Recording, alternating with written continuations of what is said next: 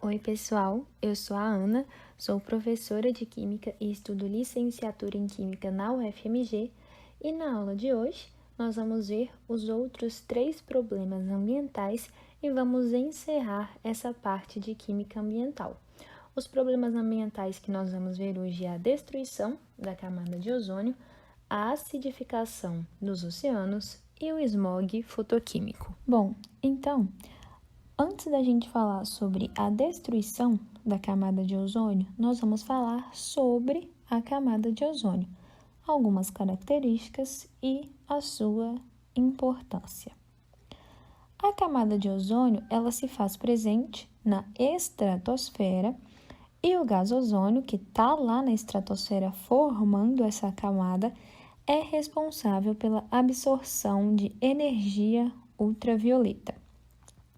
A energia ultravioleta ou a radiação ultravioleta que chega ou que chegaria até a Terra é proveniente do Sol. Por que eu falei chegaria até a Terra? Porque se não tivesse essa camada de ozônio, toda a radiação emitida pelo Sol chegaria diretamente na superfície terrestre. Mas a camada de ozônio, ela consegue reter boa parte dessa radiação emitida pelo Sol. E a radiação ultravioleta emitida pelo Sol, ela pode ter comprimentos de onda diferentes. Então, nós vamos classificar como raios UVA, raios UVB e raios UVC. E a camada de ozônio, ela consegue reter por completo, justamente os raios mais perigosos para os seres humanos, que são os raios UVC. De toda a energia que o Sol emite, cerca de 9% corresponde à radiação ultravioleta. A radiação ultravioleta, ela pode variar os comprimentos de onda entre 280 a 400 nanômetros. É uma radiação que possui uma frequência maior do que a da luz visível e entre as radiações emitidas pelo Sol é aquela mais energética. Como na faixa do ultravioleta eu posso ter ondas que variam de 280 a 400 nanômetros, nós temos a classificação dos raios UVA, UVB e UVC. Os raios UVA, eles possuem comprimento de onda de 320 a 400 nanômetros.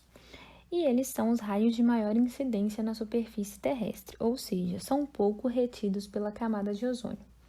Já os raios UVB, eles possuem comprimento de onda de 280 a 320 nanômetros e não são totalmente absorvidos pela camada de ozônio.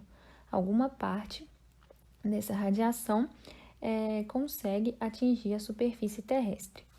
Já os raios UVC, eles possuem comprimento de onda menor que 280 nanômetros, só que eles são completamente absorvidos pela camada de ozônio.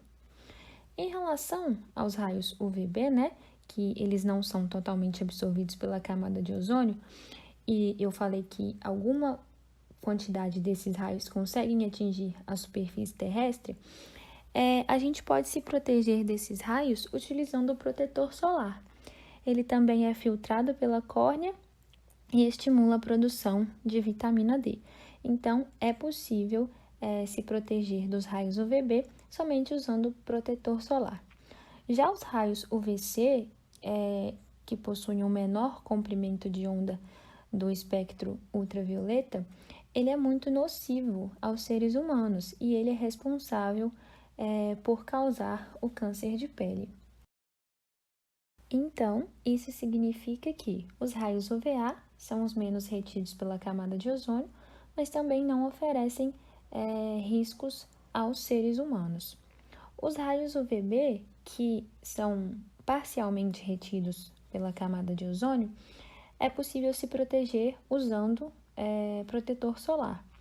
E os raios mais nocivos, que causam câncer de pele, que são os raios UVC, eles são totalmente retidos pela camada de ozônio. A destruição da camada de ozônio acontece com maior intensidade no inverno polar. Por quê? É a época do ano em que acontece a escuridão total nesse local do planeta Terra, ou seja, nós temos a ausência da luz solar. Devido às condições favoráveis, portanto, temos a formação dos vórtices. Sendo assim, todas as substâncias presentes lá na estratosfera que possuem Cl, que possuem cloro, se transformam em Cl2. Só que depois do inverno vem a primavera e o sol. Com a presença do sol, da iluminação, da luz solar, o cloro, que antes era molecular, que tinha virado Cl2, ao entrar em contato com a radiação ultravioleta, ele se transforma em cloro radical. Esse radical livre é muito reativo e ataca, inclusive, o ozônio da camada de ozônio. Aqui nós temos a representação, através das reações químicas, do que está acontecendo, de como a camada de ozônio está sendo destruída. Então, o cloro radical, digamos que ele é capaz de iniciar uma reação em cadeia, porque como produto, ele dá origem ao oxigênio e a uma outra espécie radicalar. Essa espécie radicalar, que é um CLO radical, também consegue atacar o ozônio e dá origem novamente a um cloro radical e ao oxigênio. Fazendo a equação global, então, no final das contas, nós temos que o ozônio está se transformando em oxigênio. No decorrer da primavera, à medida que a primavera vai passando, esse vórtice ele se desfaz e o cloro ele volta para sua forma inicial. E aí o buraco na camada de ozônio ele se fecha com a mesma quantidade de ozônio que tinha anteriormente. Então, é possível perceber aqui que esse processo de destruição da camada de ozônio é algo, digamos assim, natural, mas nós também podemos ter a destruição da camada de ozônio a partir das ações dos seres humanos. Isso significa que ações promovidas pelos seres humanos aqui na Terra podem liberar substâncias com potencial para destruir a camada de ozônio. E as principais substâncias liberadas são os CFCs, são os clorofluorcarbonetos. Esses CFCs, eles possuem cloro, flúor e carbono em sua composição, basicamente. E eles podem se transformar em radicais livres quando entram em contato com a radiação UV. Lembra do cloro? Pois é, como nos CFCs a gente também tem cloro na composição, ao entrar em contato com a radiação ultravioleta, eu vou ter a formação do cloro radical e aí vou desencadear aquela reação em que o cloro ataca o ozônio novamente. Só que uma boa notícia é que atualmente a emissão dos CFCs na atmosfera é muito baixa e muito disso se deve ao Protocolo de Montreal. O Protocolo de Montreal é um tratado internacional em que os países signatários eles se comprometeram a substituir essas substâncias com potencial para destruir a camada de ozônio por outras substâncias que não são capazes de destruir a camada de ozônio. E aí, vale lembrar também que esse processo de destruição da camada de ozônio provocado pelas ações dos seres humanos, ele pode ocorrer em qualquer época do ano, ao contrário do que nós vimos anteriormente, que ocorre com maior intensidade no inverno polar. A acidificação dos oceanos é um outro problema ambiental que nós vamos falar aqui na aula de hoje.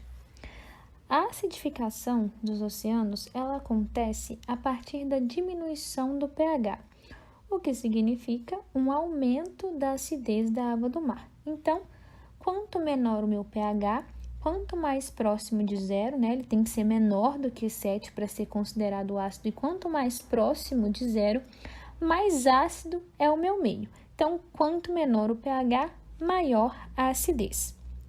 O aumento dessa acidez, ele está relacionado diretamente com a elevação da quantidade do gás carbônico que é lançado na atmosfera. Por quê? Quanto mais CO2 eu tenho presente na atmosfera, maior vai ser a quantidade de CO2 que consegue se dissolver na água do mar, alterando o seu equilíbrio químico. Então, em resumo, os oceanos eles conseguem dissolver esse CO2 e formam o ácido carbônico. Esse ácido carbônico tem os íons H+. Esses íons H+, eles vão se combinar com os íons carbonato e formar o bicarbonato. A partir da formação do bicarbonato, significa que eu vou ter menos íons carbonatos disponíveis lá na água do mar.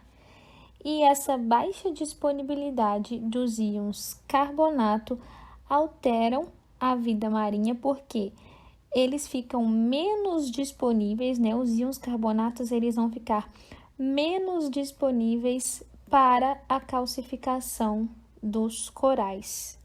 Isso significa que a acidificação dos oceanos impacta diretamente a vida marinha, principalmente a formação dos corais.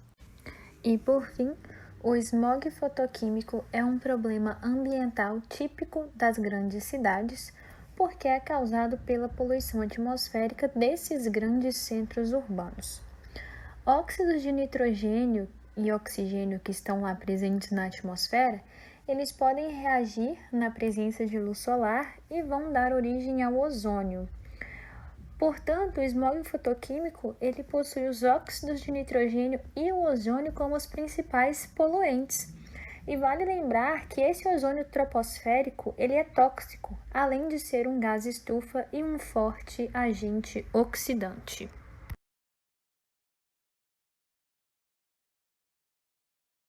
Bom, pessoal, por hoje é só. Espero que vocês tenham gostado e entendido a nossa aula de hoje.